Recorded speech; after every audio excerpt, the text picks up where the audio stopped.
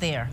You've no doubt heard the warning to stay off the roads during the storm, but first responders don't have a choice. They have to drive on snow and ice to respond to emergencies. We continue our team coverage tonight with our Russell Kinsall live in Creve Coeur. He spoke with firefighters about how they can make sure they can get to people who need their help. Melanie, to take a look behind me, you can see traffic is, well, there's not that much traffic on the road at this hour, but as we see the traffic is moving along at a pretty good clip, almost normal speeds. In the headlines, occasionally you can see the blowing snow, but fast forward 12 hours, then travel might be treacherous.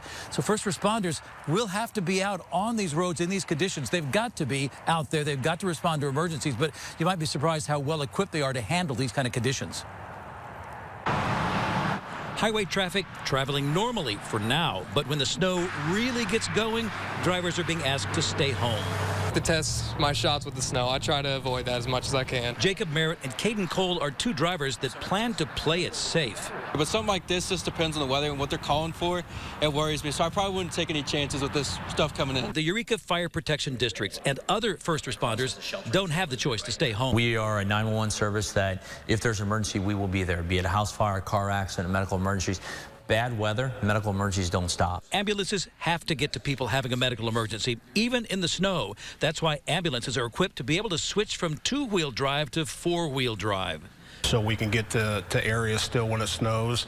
So we still have numerous responses that we have to go on. Here's video from January of last year showing a Rock Community Fire Protection District fire truck sliding on an icy hill at Imperial. No one was hurt, but it's proof even heavy fire trucks are not invulnerable. It helps that they're equipped with chains for the tires. They're air actuated. They drop down, and the chains actually go underneath the tires as we're going down the road to give us more traction. Fire District is also equipped with its own snowplow truck that's capable of spreading salt also. A particular area where the ambulance can't get to, we will go and actually plow in front of them and salt, so that way we can get to the patient or that 911 call. Even with a snowstorm threatening to make travel difficult, first responders are ready and capable to help in case of an emergency. Think about it all the time. We've seen that the storm was approaching in the past several days. We've talked about it, we've thought about it, we've reiterated our plans, and we're ready.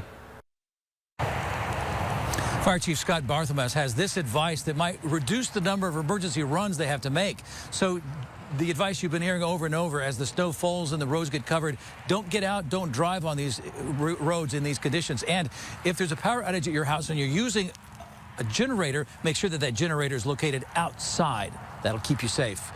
Live in Creve Coeur, Russell Kinsall, First Alert 4.